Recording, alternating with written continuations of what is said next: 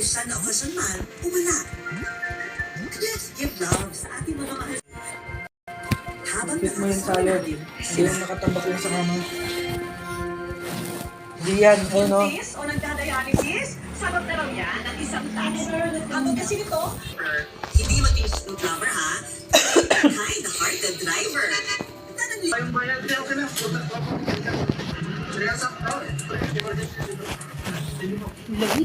Pero hindi Bukas na lang siya ang darating yung ano. dessert ng papuli.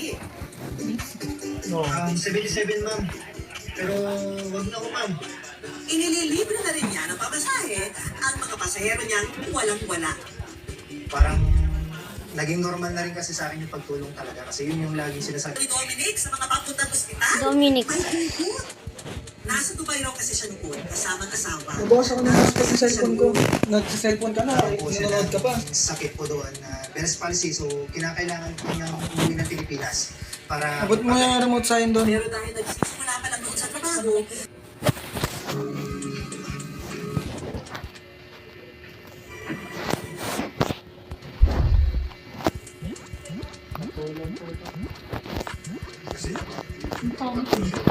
Hindi naman ikaw yun eh. Okay, we'll slide into a timeout. In the meantime, we'll be back with you. Wala? Hindi naman ikaw yun. Yung sinasabi mo. Sa palabas yung Sa inaano. radyo, Mondays to Fridays, 10 a.m. Dito sa RPTV.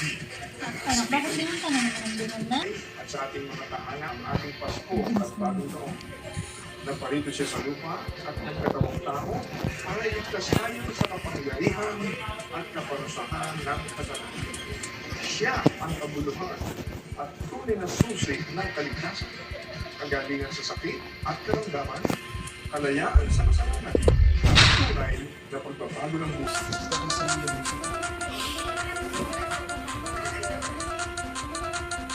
Naku ba na